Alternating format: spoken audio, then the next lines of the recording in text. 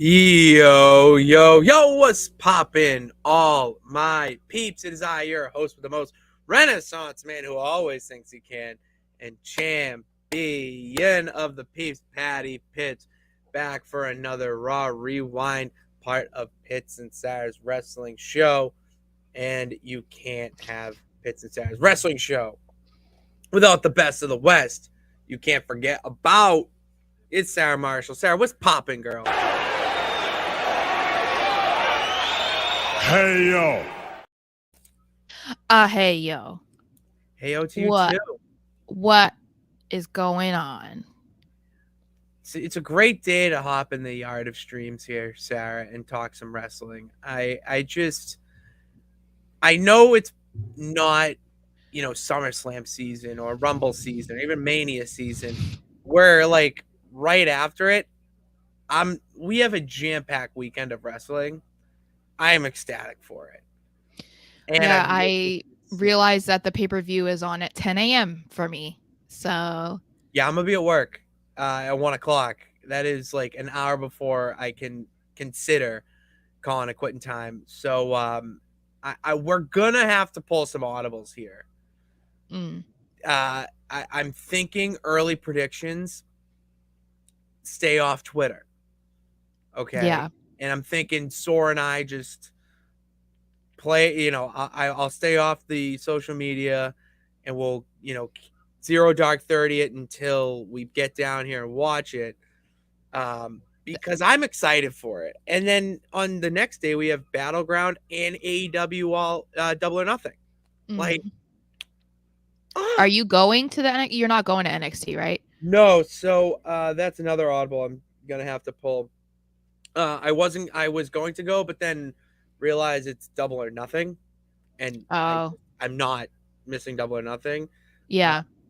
And then if I do end up becoming Mr. Popular, we'll save both of them and, have a nice little relaxing day on Monday for the holiday. That's right. We got some plans being made here to make this shindig all happen. So I'm excited. I'm excited for it. Exciting times.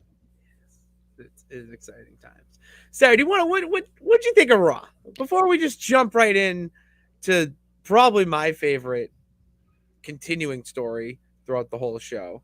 Like, I heard today, because I was listening to Busted Open, one guy said it was an all-timer. Like, it was up there, like just a top Raw. And by all-timer, I mean, like, I would say like a show of the year candidate. No, really? Not at all. Did we watch the same show? Oh, I'm not saying I agree or disagree with them. I just no. I felt like it was fine. I felt like a lot wasn't really added to the hype of Night of Champions. I felt like there was really nothing that happened that set up more intrigue for the matches at Night of Champions. Like, they didn't really do anything and most of the matches are people on Raw too, so it's like they very easily could have done more. For a go home show, I just felt like it kind of fell flat.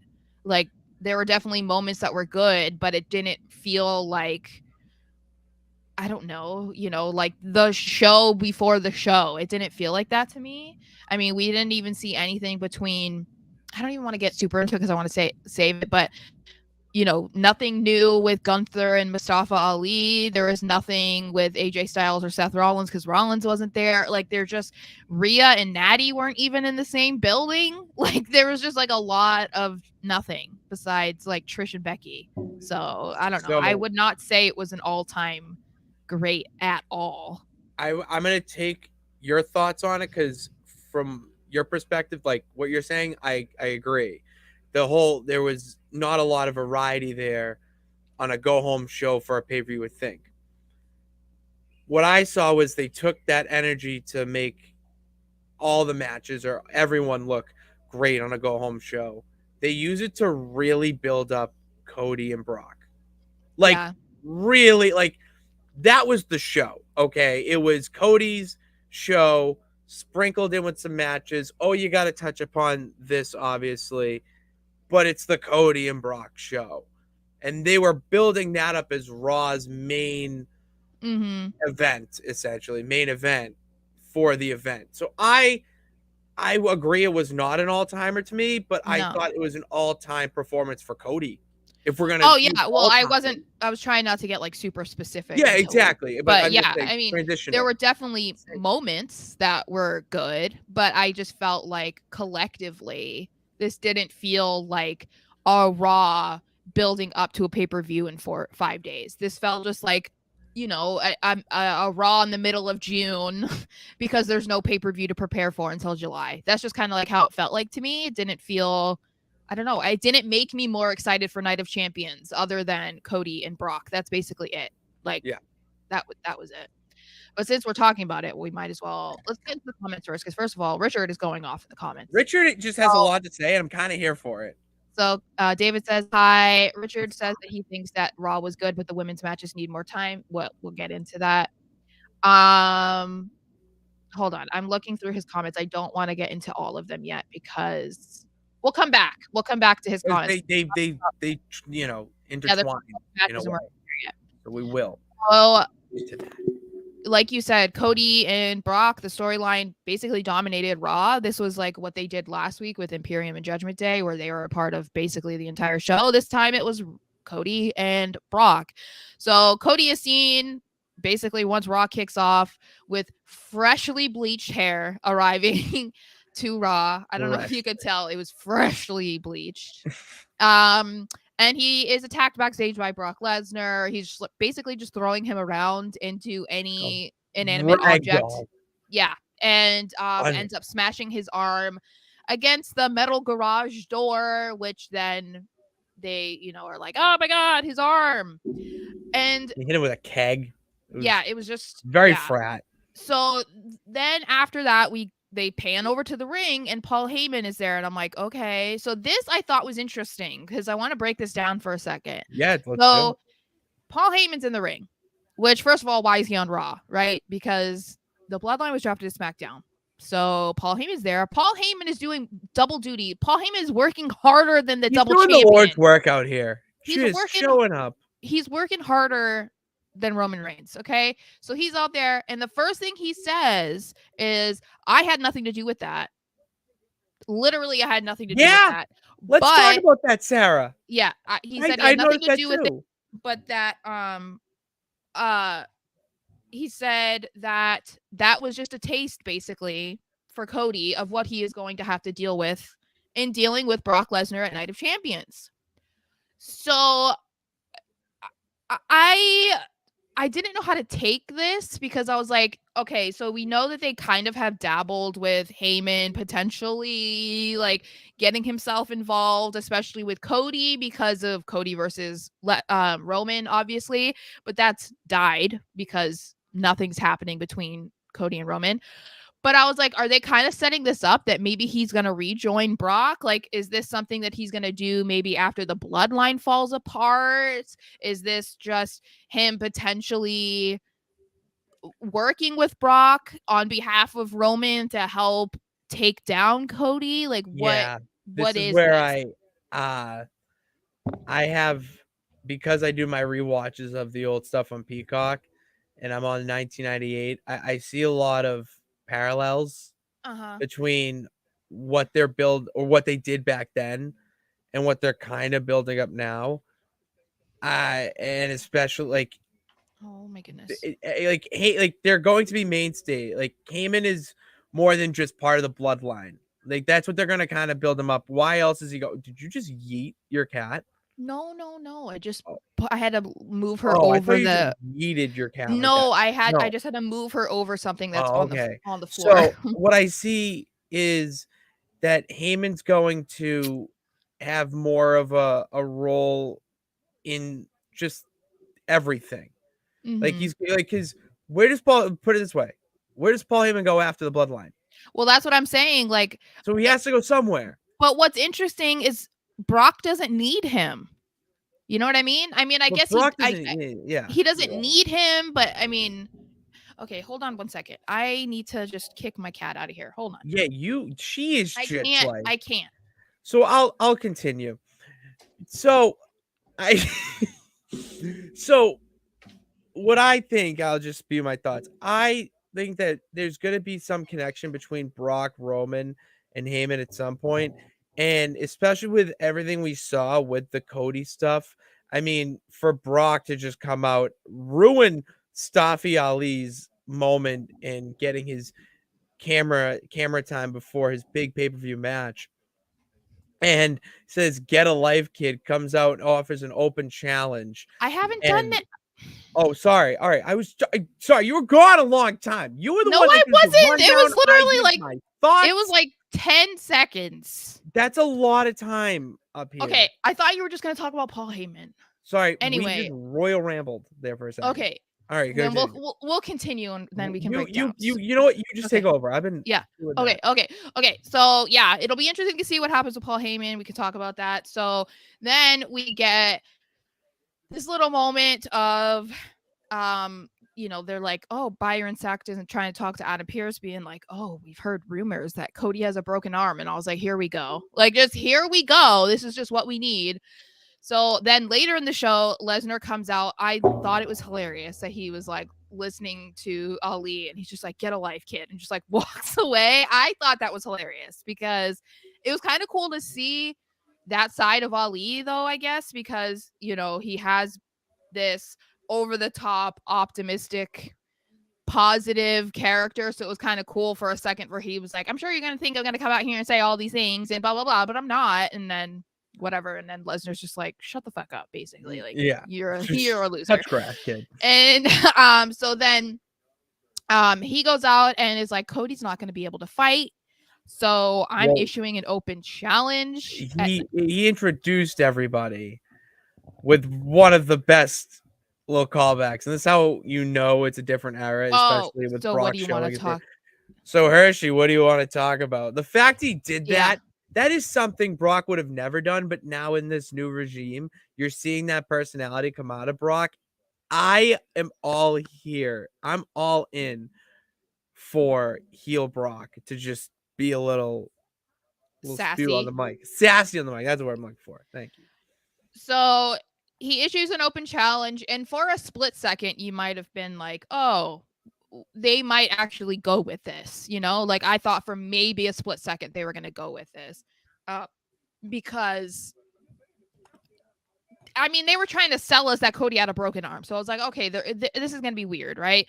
But no, Cody comes out, arm in a sling, and he's like, no, I'm going to fight you. And then Brock, he did a really good job at making it straight up look like he broke his arm. Like the way that he just was like the way he was holding on to it and the way he ended it, Cody's arm really did look like it snapped. So I was like, that was a really good Have you seen Brock break someone's arm with that move before? Like legitimate. I'm not saying like WWE. Have you seen have you legit? All right. So there was one clip I've seen of him. I think he did it to Triple H. I think he actually broke Triple H's arm. And so how I knew, and this is just a little insight here, Champ's insight, is the way he tweaked it. He did it just enough. Like he only tugged it a little bit like this, where if he was to really break it, it would have been like full. He would have just went full rip. So a little insight there. It's like, all right, he hurt his arm trying to make a point, but there's more. There's more to be told. He didn't just break his arm and bye-bye. So. Yeah. So I thought that was good. And then, of course, Cody's just selling it like, oh, my God, my arm's broken, blah, blah, blah. So then at the end of the show, which you just watched again, you saw that there was still like 4 or 5 minutes left of the show and the main event is over. First of all, we'll get into that actually in a second because Sammy was like had a toot last night. I don't know if you noticed. So Sammy was like, but anyway, so at the end, we see Cody in his locker room and here comes Triple H and he's just like, what he's going to do. He's going to be like, you can't go. And Cody's just like, nope, not happening. No. And so it's kind of like a father-son moment, which, if you've been paying attention to Cody since he returned, especially to WWE, you know how much he admires Triple H. Triple H is his favorite wrestler from growing up. He tries to like emulate him in certain ways and he wishes he could be Triple H. So to me, it's like the moment that we've talked about with Santos Escobar and Rey Mysterio. It felt very much like that to me where I'm just like, oh, Like, oh, little Papa H is taking care of Cody. Um, and Yeah. so Cody basically convinces him, like, nope, there's basically nothing that you can say to me that is going to stop me from going to Saudi Arabia or from fighting Brock. So the match is still on, at least as of now. It will But be. I have to get your opinion on this because Oh. I feel conflicted on how I feel about this angle that they're going with because I don't know, like there's just still so many questions I feel like why we still don't even know why Brock even originally attacked Cody. We never got that answer of why he turned on him. But I felt like in a way, like obviously this is trying to make the end goal, Cody's end goal, more difficult. So they're trying to make his life a living hell. I think I even tweeted that. Like that's the whole point, is that it's not supposed to be easy for him to get to the championship because it wouldn't be as satisfying if he did that. What? So that makes sense. But I felt like in a way, if you looked at this in a certain aspect, like or a certain yeah, I guess aspect. I don't know. But anyway, it could almost be like you could start to question Brock because are you scared of Cody, Brock? Are you No, scared? But well, I have my fear. I'm listen to sorry. my theory. I'm saying, why else would he need to ruthlessly attack him? Why would he need to try and break his arm to ensure that he won't wrestle? Why does he have to do that? Like, it could kind of make it look like he's intimidated because Cody actually beat him last time. Because so why else would he be doing all this? You know what I mean? And insert Triple H heel turn. That is what this is all setting up to, in my opinion. No, absolutely not. I absolutely see this No. happening. Oh You my you god, think no. Triple H is gonna turn on Cody and side with Brock? Triple Triple H H is like is about to he's never a part of the show. exactly. So No, that's now not happening. look at who he's with though. He's with Brock Lesnar. That's main event star. And then you're gonna put him. It's I think. All right, I'm kind of rambling here, but I have a point I'm making. Triple H is introducing his on-screen character of this new regime, and he's going for the authority figure that's pushing down the little guy, and it's Cody Rhodes. No. I mean, there's a That could lot be of your theory then. so Yeah. my theory is, and it's just all clicking now. Triple H sent Brock to take out Cody during like the night after Mania. That's why he turned on him and all that. And it's gonna be. Oh, I lost my train of thought. Turn on him at Mania or the after. Yup, and he is going to. He's on Brock's side essentially, and he's going to turn on him at Night of Champions. I'm thinking like too big. Like there's a lot of thoughts in my head right now, but the main one out of all this is that at Night of Champions, we're going to see Triple H interfere some way, shape, or form, Mm. and it's going to be the Authority versus Cody Rhodes moving forward. I don't think so. I think that they had Triple H come in to try and sell us even more that he's severely injured. I think that's it. Because Triple H hasn't been involved really at all. The only time we've seen him really, other than, during the draft, whatever, is him making these announcements of like, oh, we're introducing a new world heavyweight title. Or there was that one moment too where he spoke to Rey Mysterio when all of that was going down and he wanted to be switched to SmackDown or whatever. I don't know. I don't see that happening. I think that it's just like, because then people keep bringing up like, oh, I think that this is just his way of like punishing Cody because of what he did in AEW, and I'm like, no, That's they're not exactly gonna. there you go. I'm But just they're waiting not. for you to. It's like Pee Wee Herman. Yeah, No, it because absolutely this is is. no, it's not. It's not Oh, it happening so is. because why would it happen a year later after he returned? That makes With no the sense. But story, also, drama. but with doing that though, they would have to then talk about AEW on a regular basis. He's already That referenced is it. such a ridiculous idea. That is He's so already stupid. referenced it. No, every single week we're gonna be talking about AEW. That's what you want? That's what you think they should do? No, you're talking. No, no, no, no. they're going to build it up where they're going to reference AEW, call it something else, whatever, but they're going to make light of Cody literally smashing the throne with a hammer. Like you have to. But then, but see, what I'm saying is then the basis for all of it is what he did in AEW. So you can't say like that. They don't have to necessarily mention AEW every single You week, know, but the that's whole yeah. basis of it is saying it's about AEW. So to me, that's a bad business decision because why even acknowledge it? But What? how better of an ending would it be is Mm-mm. if he's been pushed down by literally everyone in the company, like the authority, all that. Like you get a little corporation in there. Literally everyone. I saw Richard's comment and it sparked that thought, but just everyone pushes him down, and then he finally wins at Mania or finally wins the title whenever, and it's like it's his moment. I'm bringing up this comment. I'm gonna get to Richard's comments too, but you said something here. Oh, that yeah, I don't think Triple H is a good storyline to be motivated mad. This one, the AEW we just said, but I'm gonna get to his comments about whatever you call it, Cody. I just want to. Yep. All right, here we go. So You need caffeine. I feel I've like you need had energy drink. yeah, I need another one. I've had two today. We've been up since 4. Like we're thriving out here. Yeah. No, I no. think okay, Richard says I think Cody has a good out to lose to Brock at Night of Champions. Maybe he passes out, thus forcing an end. You have to read the comment. Okay. We have listeners. Remember, there's I'm people who can't see sorry. it. I just I focus. that this was gonna be my next question though. I was gonna say because we talked about at Backlash that Cody had to win.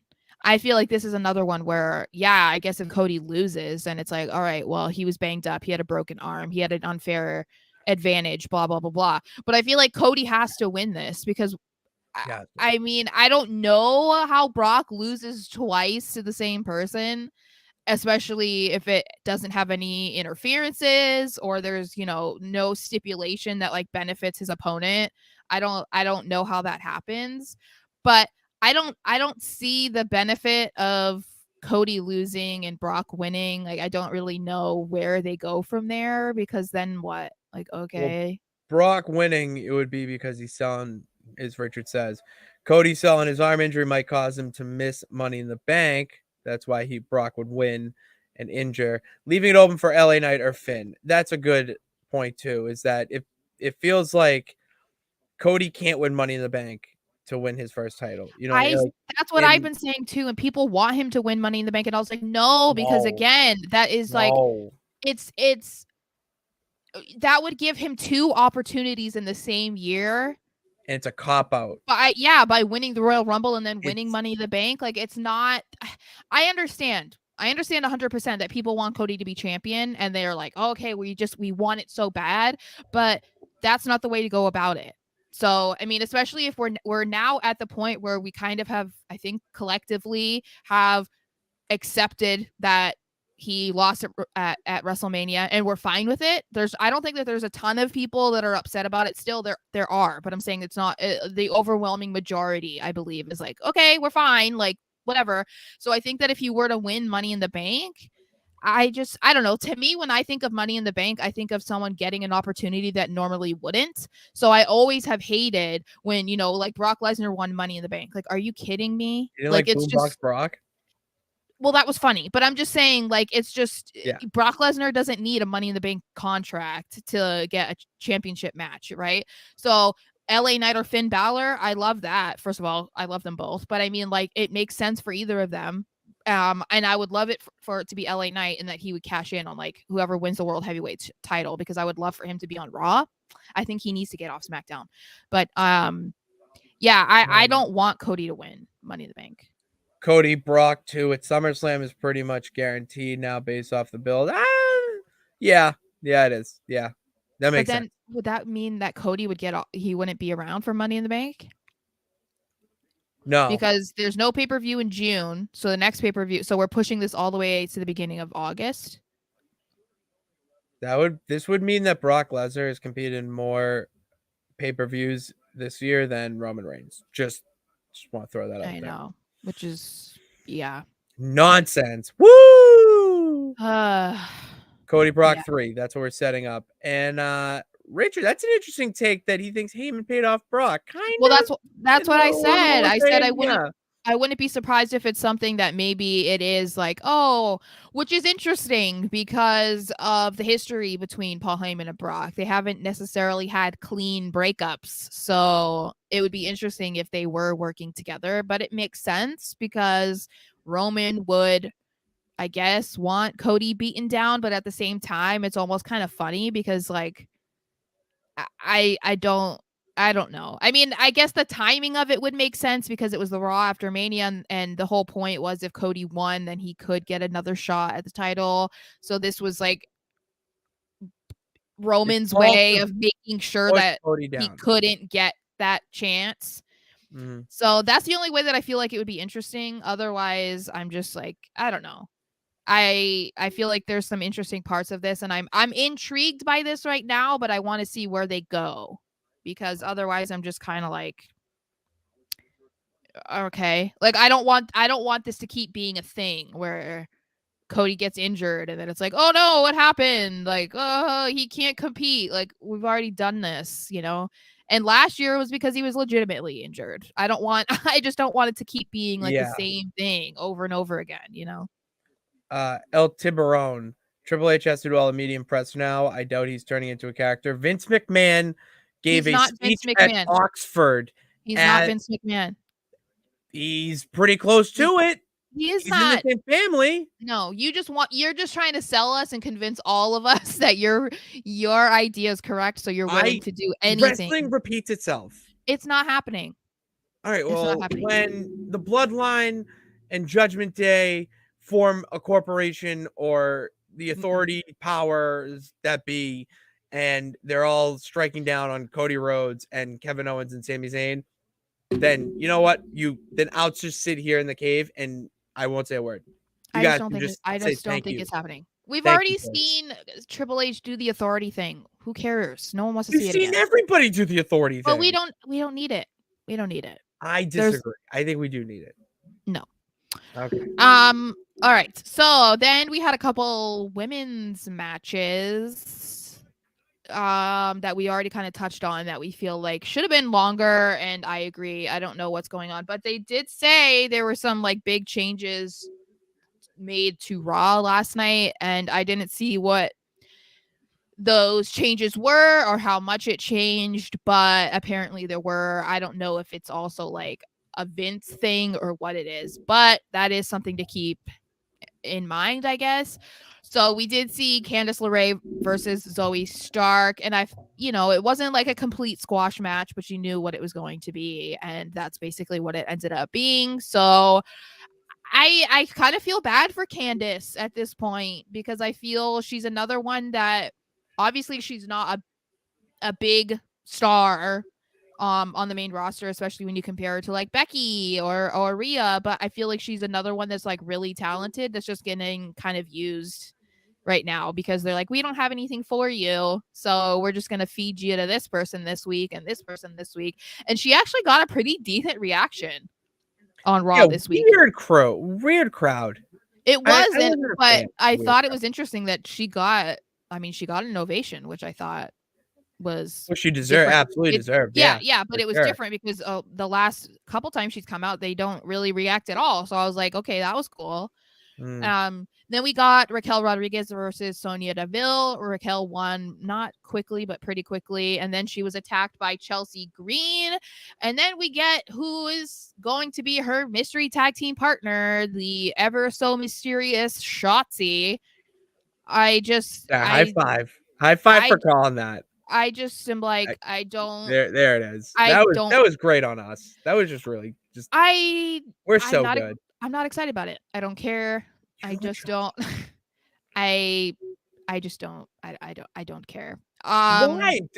Raquel can come out on a tank. Okay, but I don't They hit a care though. The cannon. thing It's is though, is awesome. she has a really like big entrance for someone who, one, is barely on TV and two, isn't good in the ring. Like, I don't really understand why they I like built her this like whole tank and like let her shoot off things, and then it's like, we are not going to put you on TV and you're horrible in the ring. So, but I like, don't think we're going she's to spend all this horrible. money.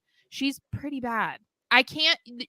I would like to see one match from Shotzi where there's not at least one mess up. Botch. You Well, can I say know, it. but You sometimes can I hate say it in saying the botch because artistry. it seems No, mean. But no, we say it's like, botch in the artistries. okay, well, I would like to see one match from her that's clean, that's not an obvious botch, that's not like and I understand she's, and I don't, no pun intended, but I understand she's more green than some of the other girls because she's not been wrestling as long as some of the other ones, but I just feel like for a girl that is training consistently, and she even trains with like Natty and Tyson, I just don't see the payoff. I try to give her chances. I'm not saying like, oh, I want her released or fired or something. I'm not saying that, but I just don't, I find her matches difficult to watch because it's either like you can see her thinking, she's trying to do too much and then it doesn't work, or she's botching and it's just, I don't know. I don't enjoy it. So we knew that this was going to happen. We knew that she was probably going to be the mystery partner, but I just don't Ooh. care. Um, but what I did think was interesting was that, where was Rhonda and Shayna? I know that the tag team match thing, the four-way, isn't happening until next week, but I find it odd that they had Rhonda and Shayna come out and like beat up Raquel, and then it was like they weren't even there to add anything You're to gonna next expect week. Ronda Rousey to work 2 weeks in a row? Are But you you know what I serious, mean. Well, Sarah? considering they're probably going to put the titles on them, like, girl, you need to be showing up. I just thought it was weird. It's just one of those things that it was like a one off, and it was like, okay, what was the point? What? Agreed. Um. I saw this comment because Okay. do you think Aaliyah should have returned as they were a team first and held the titles Mm. together? Yeah, I'm gonna read your second sentence. I feel that Triple H's doubts about her in-ring ability. That was literally exactly what was coming out of my mouth before I read that. I totally agree, Richard. Well, do we even know if she's for sure recovered from her injury That's yet? the thing. Like, We don't know, but even so, my mind goes to. I mean, let's but see. then You the just and again, irony. she was brought up too early in not only your opinion, Richard, but mine as well. Sarah, I think you may agree as well. They won't send her back to NXT. Yeah, you can't. Or you might. I disagree with that actually, because look at all the people that have benefited from going back to NXT. I think the irony in it is, if he doesn't believe in her in-ring ability, he's saying he does with Shotzi. I think Shotzi is much better than Aaliyah. I don't Oh, know that I I don't think disagree. we've seen enough from Aaliyah to completely write her off. We've seen quite a bit from Shotzi, to the point of her almost decapitating people in a match.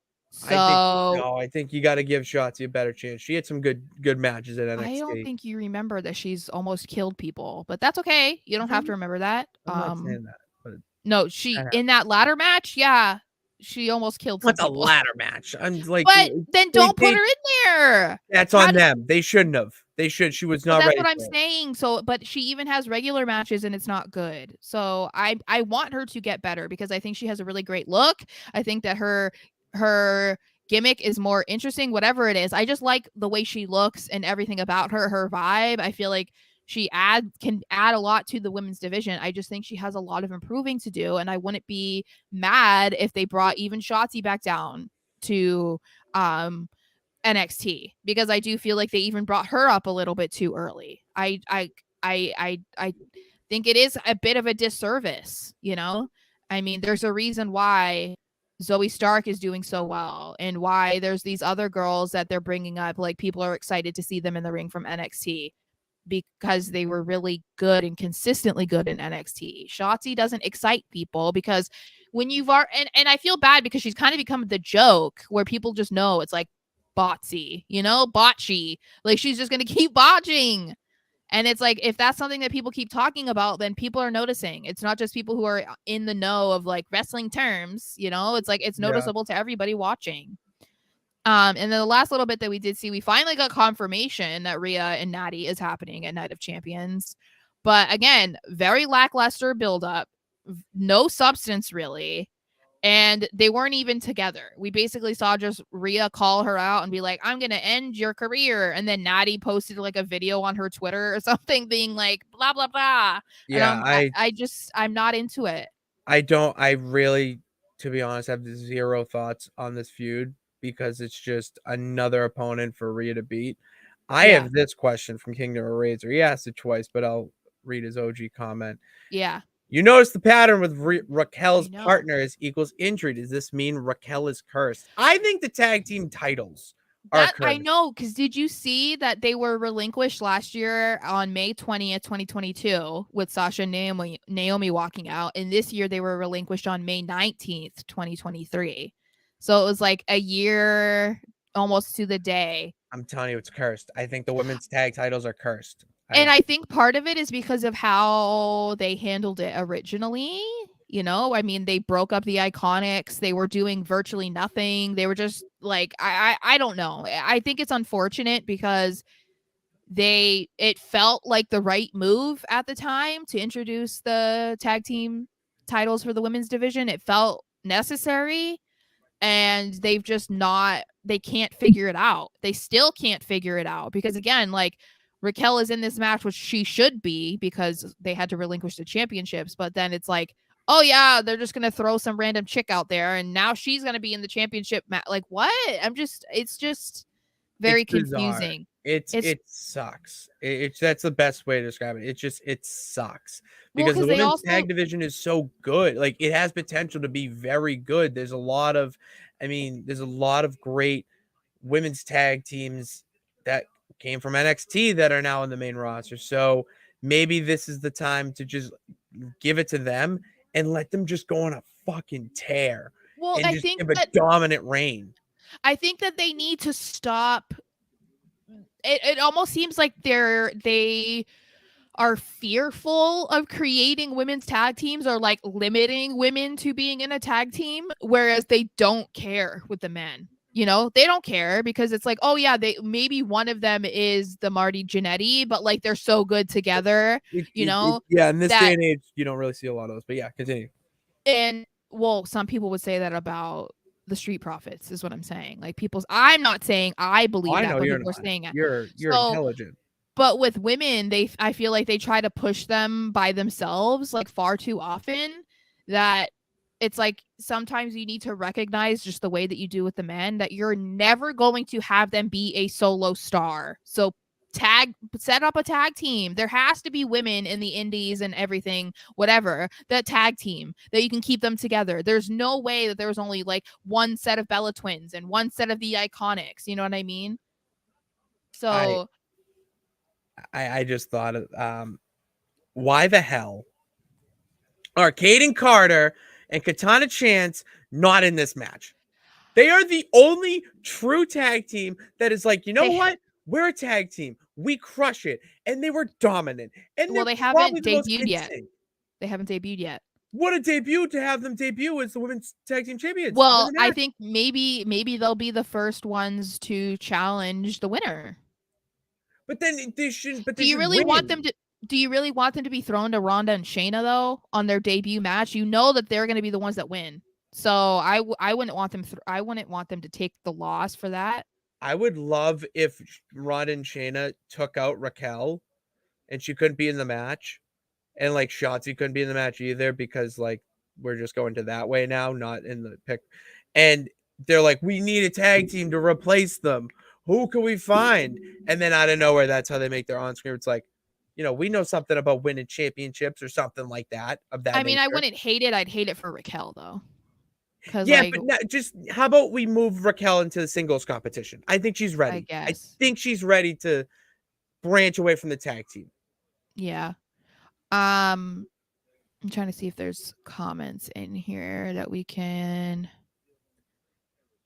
Oh, Richard says, I think the injuries are bad timing. Liv and Dakota accidentally injured themselves, and Aaliyah took a bad bump from Io.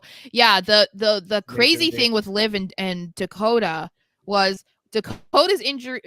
Dakota's injury happens while she was trying to protect Liv because Liv told them that she was injured, and so Dakota didn't do a move completely properly in order to help make sure she didn't further or injure Liv, and then she ended up tearing her ACL. I'm like, what a champ, dude. Because I She's mean, the not that you can predict that. It's not like she's like, oh, if I do this, I know I'm gonna hurt myself. I don't mean that, but like Oh she yeah. was trying to make sure that her, opponent was safe in the ring, and then it ended up really kind of sucking for her. So, and then the Kingdom of Razor asks you a question. He says, my question is Ooh. for you. Since Dakota Kai is injured, are they going to continue the damage control breakup storyline? I don't think they can now. But No, the no, question's not for no. me.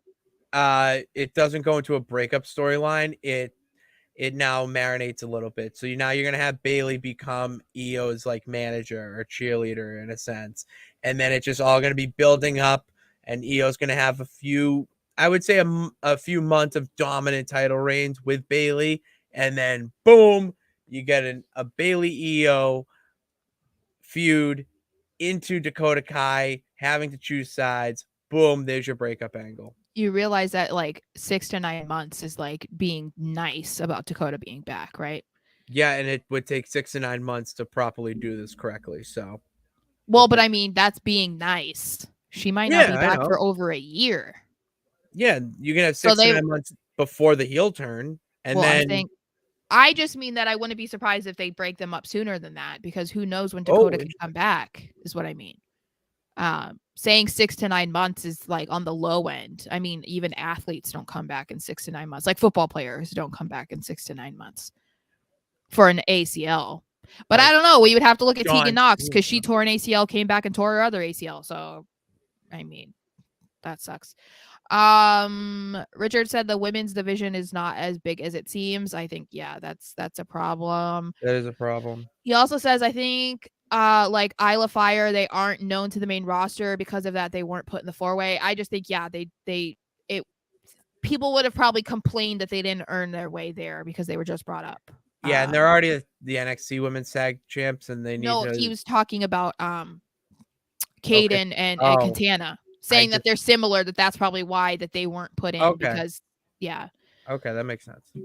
Um so then we had Seth Rollins. He has continue his little sit down interview with Graves apparently because he's still filming a movie, I guess. Where's my He's where's my entering Seth? the he's entering the Marvel universe. Hold on, where's my Seth Rollins stuff? What the heck? What Seth Rollins stuff? Did you My upload notes. videos? No, Oh, your my notes. notes. Oh, I Oh, thought you okay. uploaded a Seth Rollins video. No. So what I thought was interesting from this was obviously we know it was a continuation of what they were showing us last week, but I thought it was interesting that I felt this week they were really hyping Seth to win the title. Oh, I for thought they made it super personal, showing childhood footage of him growing up as a wrestling fan and like where he started in NXT. They also let him get a little more, I don't know, out of character in a way, talking about Roman and how much he loves Roman, but he doesn't like him because of who he's become and what this championship reign has done to him. And still hating on the fact that he like barely even, puts the title on the line and whatever. But what I thought was interesting because I said at the beginning that I felt like there wasn't a lot of hype for the show on Saturday. Don't you feel like this was kind of bad timing for Rollins to be off filming a movie because he missed the 2 Raws leading up to like one of the biggest matches of his career where they're trying to hype up this new championship? I feel like it was just really bad timing for him terrible to be timing. gone.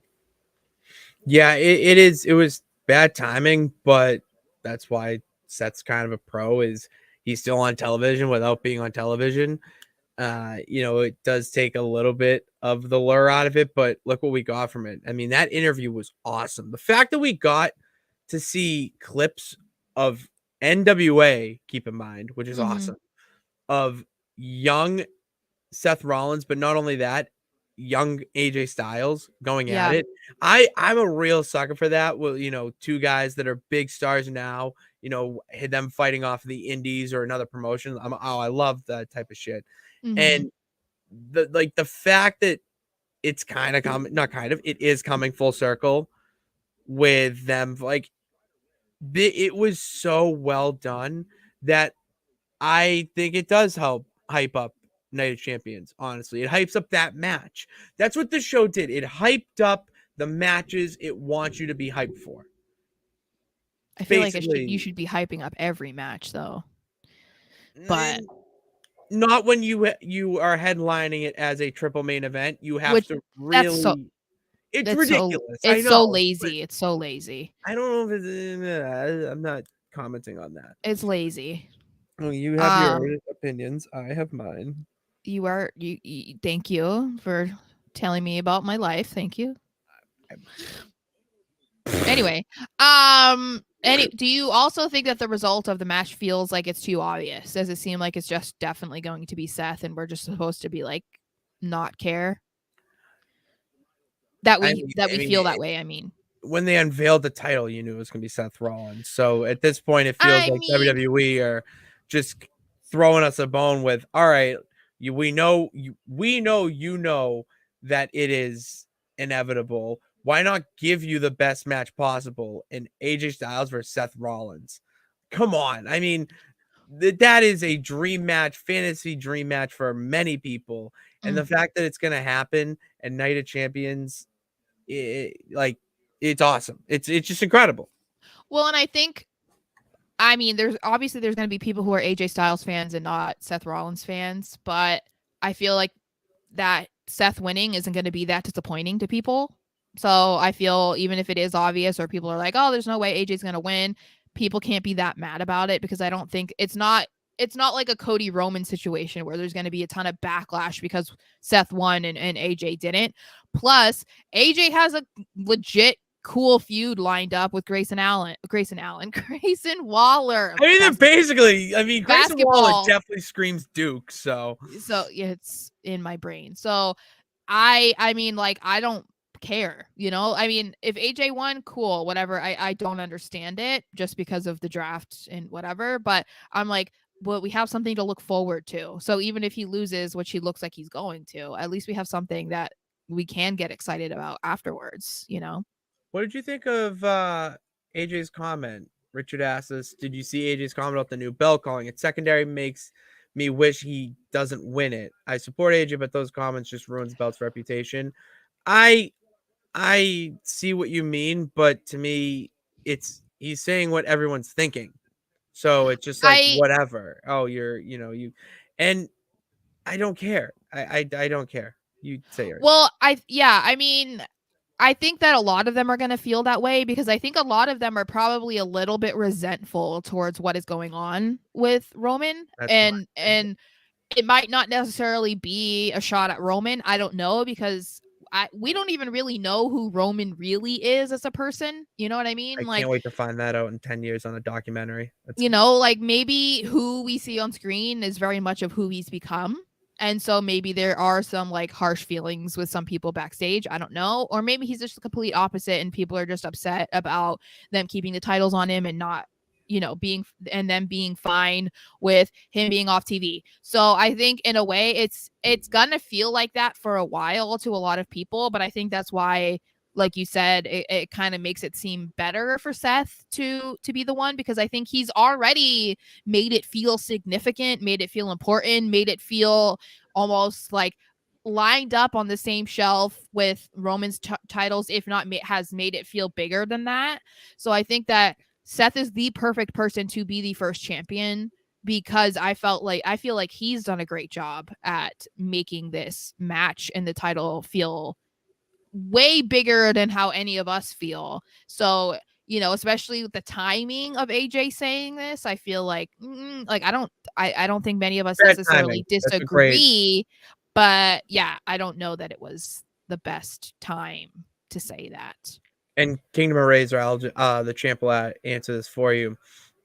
It means that you like, for instance, Oh, I feel like you have a sibling yeah. or best friend, you love them. and you love them, but sometimes just like, I don't like you right now. Like, I can't be around you. Yeah. You are annoy me, but we'll figure it out and we'll talk it out and get over it. You don't really Mhm. talk things out in wrestling. You yell at each other and then you fight. So all this is just brewing up here for a nice little main event at either a WrestleMania down the road. That's all we're doing. And it's based on real life things because of exactly what Sarah just said. So he loves him like a brother. Like, they went through a lot together when, you're traveling on the road, like hours and hours of car rides, and, you're staying in hotels with each other, His bunking with his each other, cancer like treatment. the cancer stuff. Like, there's a brotherhood there. Okay. But you don't Well, have to like him right now because he can be kind of a dick, and he's well, it kind of a can dick also right it can kind of also be him saying that in character too, because people are going to be obviously very familiar with the Shield. So it makes sense for him to say, I love him because of what we've been through. We started here together, blah, blah, blah. I'm happy for his success. But this guy that he's become, blah, blah, blah. It's probably very surface level. It's not really. From what I understand, they're all still like good friends. So, now. Oh yeah, bond, brotherhood, yes. So really good. let's get into Becky Lynch and Trish Stratus contract signing, because I was a big fan of this, but apparently not everybody was. So we'll get into that in a second.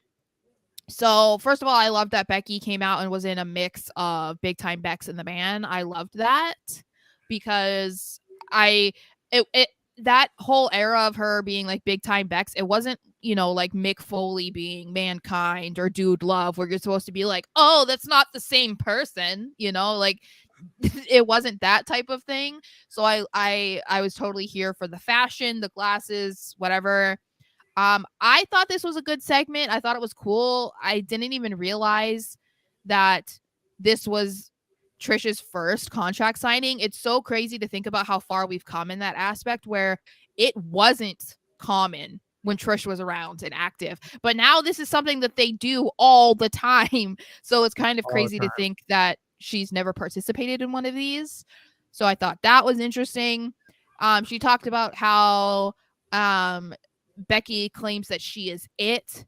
And then she hit her back and said, well, Trish was it when she came into WWE and didn't need a broken nose to get her there. And I was like, oh, snap. Yeah, that was a good start on the haymakers. I'll let you Yeah. keep going. Run that Yes. down. And then she said, what's going to happen to you after Night of Champions? Like, you had to go and take time off because of whatever was going on with you, blah, blah, blah, blah, blah.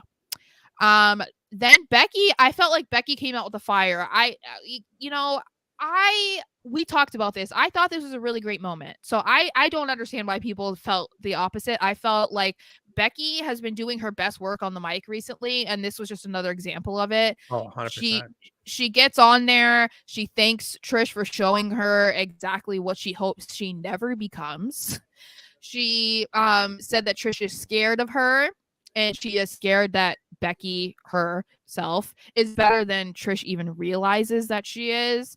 She said, you can stab people in the back, but I will punch you in the face every time. And I was like, queen. And then I also wrote down her little spiel. She said, you're vapid, I'm passion. Man. You're trashy, I'm soul, heart, and fashion. I was like, queen. She said, you're cold, I'm hot, I'm it, you're You're not. And I not. was like, that might have been a little rehearsed, but it's Muscle okay because bars. it That's what was I hear. it was just good. Bars. Um and then I loved her little kind of like callback moment to, first of all, Trisha's past, but also I love. to her hubby, because she said, welcome to the big time, bitch, woof woof. And it reminded me of Seth saying, bye bye, bitch, to Logan. So I kind of liked the there, but I Yeah, liked that she mentioned the, barking like a dog thing. So yeah. That popped me. why That popped me hard. I loved it. so obviously to me this feels like an old school feud, but a lot of people were not as receptive to this segment last night. Why do you think people weren't into it? My biggest thing I would say is how over the top it felt like Trish was with what she was saying. So that can kind of come off as like, oh, you're trying so hard. You're just trying to get a reaction, whatever. But she wasn't at all. I mean, what Trish was doing was very baiting. It was a very like trying to bait Becky to hit her or something. It's like classic heel strategy, motives, maneuvers that you would do in a contract signing. Yeah. And everything she was saying was just to get her under her skin just a little bit. I mean, like the Irish jig, you could see Becky just doing a little that, like smiling a little bit. Because of course, like, oh, nice one. Good job. You got me. But then you could see, like, and this is where watching it on TV is a little different than if you were there live, is you see the camera like focused in on Becky, and she's doing that little like, "Oh, you got me," and then dead serious right away, like right Mm-hmm. back into it. We're like, "All right, but I'm locked and loaded, like I'm whatever." And the way it worked out, where Trish thought she had her and really put her in her place, and then Becky just, you're scared, Trish, and to play that quiet confidence card and then just annihilate her with the whole promo and whatnot. It really it made the match feel that much more important. Like I'm more excited for this match now than I was last week, hands down. Well, and I people were, saying that they felt like it was a rough moment. I don't see that, and I think part of it is because I mean, Trish has never been somebody who is like amazing on the mic, but a lot of the women of that era never were, and They they didn't need weren't a big, yeah. expected to be. So, I mean, I think that people need to remember that too. Like they were supposed to be for the most part like eye candy and whatever. Like they weren't supposed to be these like amazing actresses and amazing in the ring. The whole point of why Trish is a legend is because she helped change the idea of what a woman in WWE was. So it's like, I don't know. I think that they've done a great job at making this feel like a lot deeper rooted than what it originally started at, because it was the whole point of Trish and Lita joining Becky was very random to begin with. So I Mhm. feel now we have this apparent base for why Trish came back. This is like her whole thing, right? But I feel this is something that people talk about all the time. Anyway, this is an argument that people have, that this generation of women's wrestlers in WWE are way better than the legends. Like they're way better than Trish and Lita and this and this and that. And they've kind of played off of that. I think that they've done a good job. They've been talking about things that people say online. And I think that Trish has done a good job at making you feel that she actually feels this way about herself. Like it's not always the best, because I think that you can just tell Trish is just a very nice person, and so I think Oh, it makes she's it sweet. Yeah, difficult. so But sweet. she also has like a sweet voice, and so I think that maybe it's a little bit more unbelievable to people that she could actually feel this way.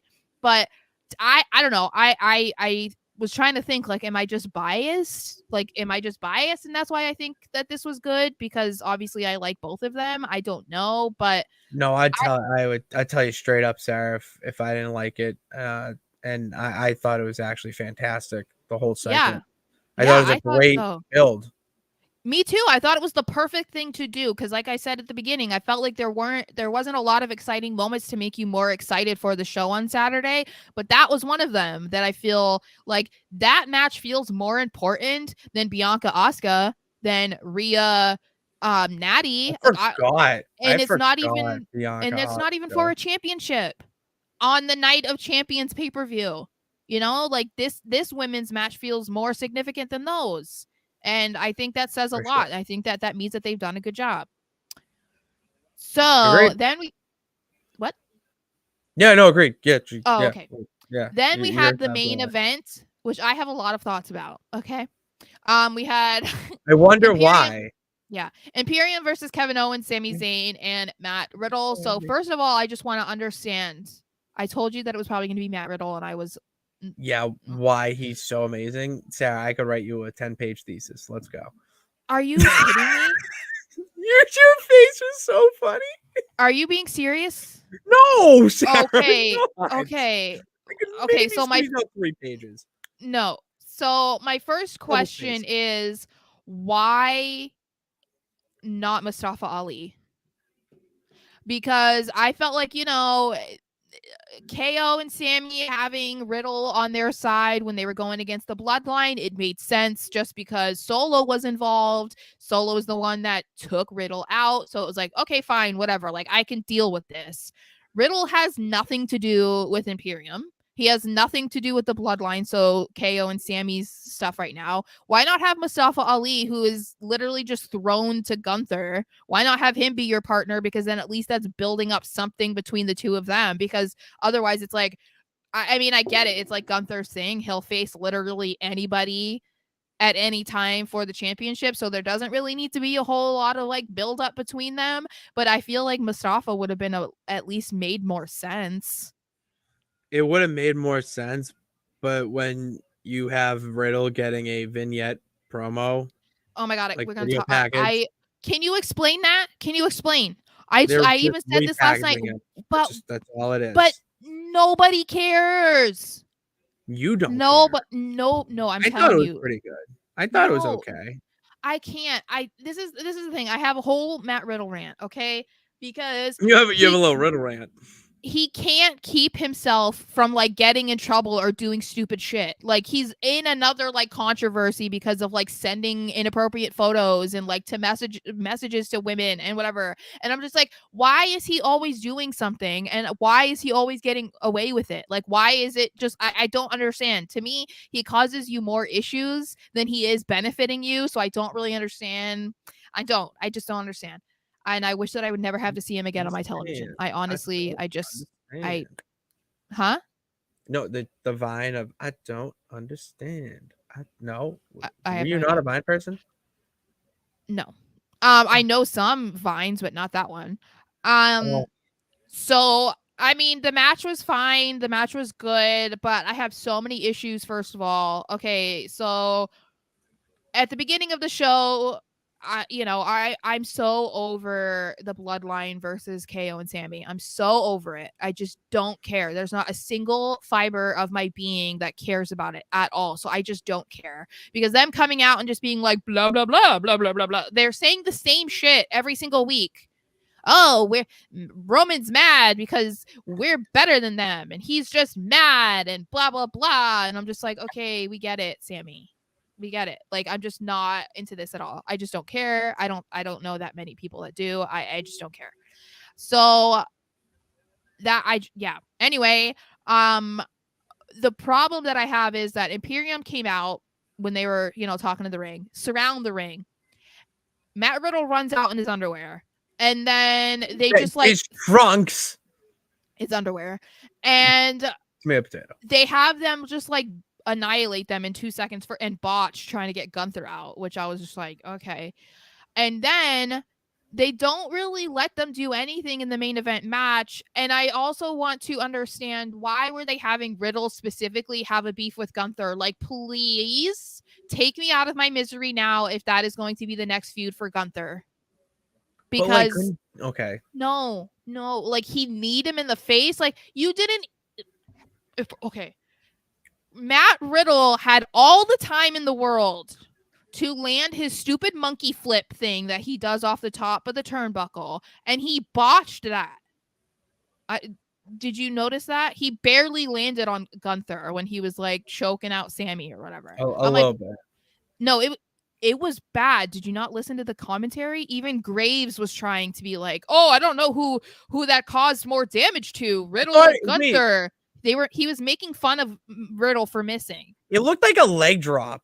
No, he was doing that stupid like flip that looks really dumb. Or his like legs are like flailing. Like, it's stupid. See, I took it as he was doing the flip into a leg drop. I didn't know it was like a flip senton thing. No, Yeah, that's a botch, but it was bad. I mean, when okay. it's Corey Graves talking about how bad it was, it's like because he knows that it was obvious to everybody. That's why they're talking about it. Otherwise, they try not to talk about botches.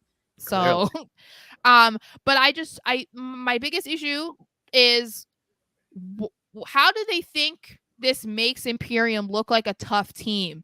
Because other than the irritation of Vinci taking the pin, which I could say that Who took the fall?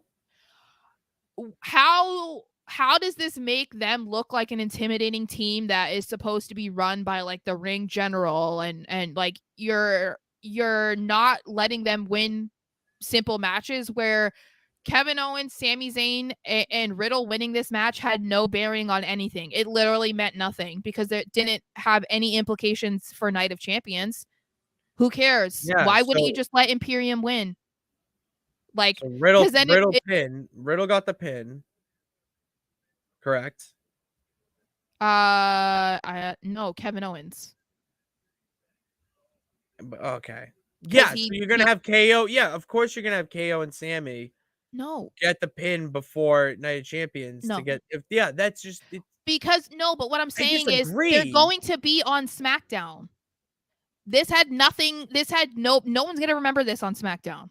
So they're gonna show up on SmackDown, have some sort of mouthy whatever fight Yeah, that's argument fair. with the Usos or Roman and Solo, and then it's gonna be like, okay, so that's the buildup. This literally had nothing to do with it, and if they're possibly planning like an Imperium versus Sami and KO afterwards, then they should have just had them at least have one leg up on them because this just does, I don't know. I'm not. I would have preferred Gunther. Not no, yeah. Someone like Ludwig or Gunther pin Riddle. Because that's a thing. Yes, like Because then you Gunther build him up for the match.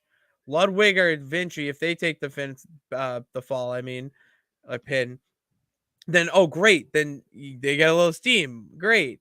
Yeah, I'm with you there. I'm actually with you. I yeah, don't I just think that it wouldn't have hurt Sammy and Kevin if they lost. It wouldn't, like you said, especially if that one of them didn't take the pin, and if the plan allegedly, or I don't even know if it is, but if the plan is possibly a Matt Riddle versus Gunther afterwards, then it would have made sense for him to have taken the pin. So then you're building that up for after the pay per view. This is just stupid. I'm convinced that Triple H hates Imperium. Like I'm convinced because this is embarrassing at this point. Like there's no reason for them to consistently lose. It doesn't make any sense at all. But this is just a rant that I'm probably going to have every single week, which is yeah. really annoying. So I'm just So, I am listening, but Cora Jade just lost, and like I'm oh, sad.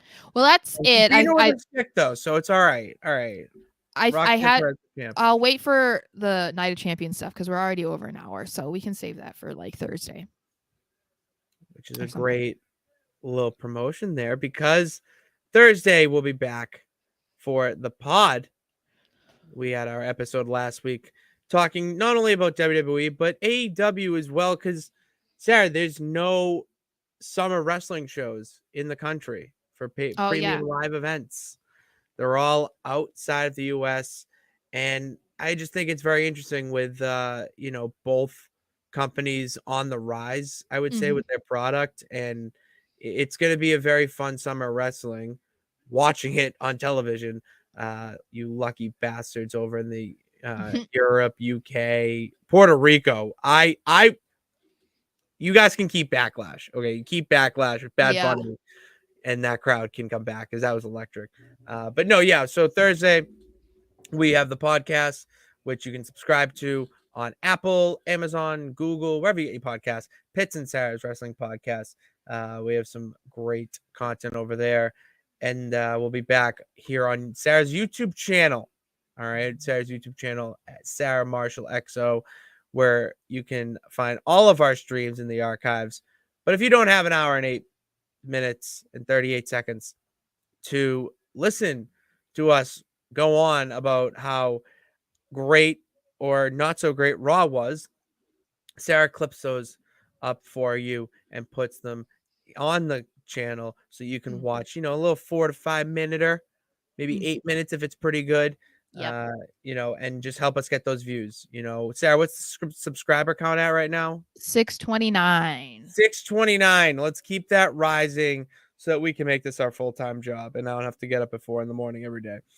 So go subscribe, tell your friends to subscribe as well, and then follow us on Twitter. Tell us that you subscribe. Show the champ that you are following his orders. Because you know what, Sarah, when a champ speaks, you listen and listen to where you can follow us on social media, on Twitter at Pat_Pitts and at SMarshXO, Instagram at Pitsy35 and at SMarsh_. All right. And then TikTok is it, which I don't know your TikTok name. It's Smarsh XO. Okay, SmarshXO, SMarshXO on TikTok, where we post pretty much I just always like what? I always put the info in the description box of the videos. Incredible. So go check those out. Hit that link in the description and have a great rest of your week. Until Thursday, Sarah, thank you guys for tuning in. God bless. Remember that you can do it. All I got to do is try. We will see you on Thursday.